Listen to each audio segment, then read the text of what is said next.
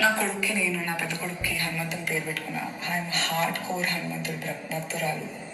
హనుమంతుడికి ఏదైనా సమర్పించాలంటే అది రామార్పణం అవుతేనే.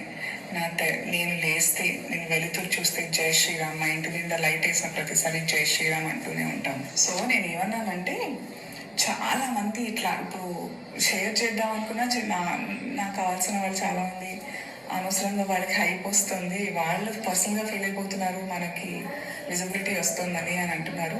That's a debatable story. I want to expose them also. So దేవుడి డీపీ పెట్టుకుని కింద సనాతన ధర్మం కోసం ఏమన్నా చేస్తాను అనే డిస్క్రిప్షన్ జై శ్రీరామ్ పెట్టుకుని అలాంటి వాళ్ళ గురించి చెప్పాను. సో అలాంటి batch what I want to continue is. Anasuya ఏమంటుంది అంటే, నేను జై శ్రీరామ్ అన్నటువంటి వారందరినీ కూడా తప్పు పట్టలేదు. సనాతన్ అని చెప్పుకొని దేవుడి ఫోటోలు పెట్టుకొని జై శ్రీరామ్ అంటున్నటువంటి వారు కొందరు దొంగ పనులు చేస్తున్నారు, లంగ పనులు చేస్తున్నారు. వాళ్ళను ఉద్దేశించి నేను మాట్లాడాను తప్ప జై శ్రీరామ్ అన్న వాళ్ళందరూ దొంగలైతే మొదట నేనే వస్తాను కదా. నేను ప్రతిరోజు ఉదయం లేవగానే జై శ్రీరామ్ అంటాను. అలాంటప్పుడు నేనెందుకు అందరినీ అంటాను? కాకపోతే దాన్ని ఎడిట్ చేసి జై శ్రీరామ్ అన్న వాళ్ళందరూ కూడా దొంగలే.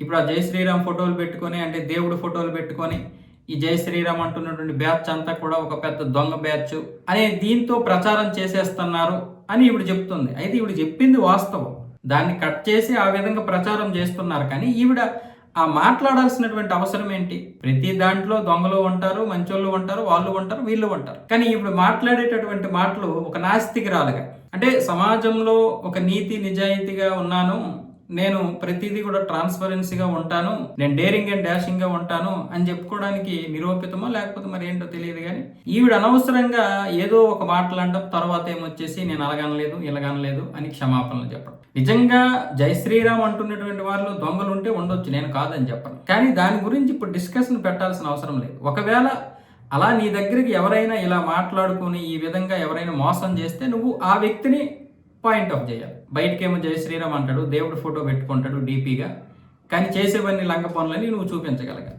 ఇక్కడ పలానోళ్ళు ఉంటారు, ఇంతమంది దొంగలు ఉంటారు, కానీ వాళ్ళు జై శ్రీరామ్ అంటారు, అవన్నీ మనకెందుకు?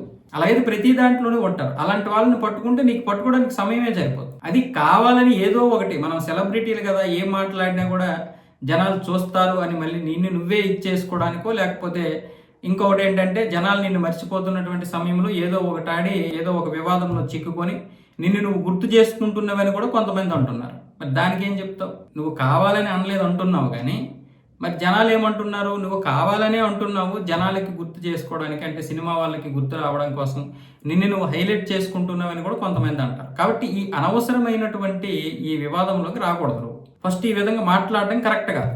ప్రతి దాంట్లో కూడా దొంగలు ఉంటారు, మంచోళ్ళు ఉంటారు, చెడ్డోళ్ళు ఉంటారు, కన్నింగులు ఉంటారు. అలాగైతే ఇక్కడ మనం దేన్ని ఏం చేయలేము, ముందుకు వెళ్ళలేము. కానీ జై శ్రీరామ్ పేరు పెట్టుకొని, దేవుడి పేరు పెట్టుకొని నిన్నెవరైనా మోసం చేశారు, లేదా సమాజంలో పలానా వ్యక్తి మోసం చేశాడు, చూపించు, తప్పేం కాదు. ఇదేనా నువ్వు జై శ్రీరామ్ అంటున్నది? ఇదేనా నువ్వు పలానా సనాతన ధర్మం అంటున్నావు?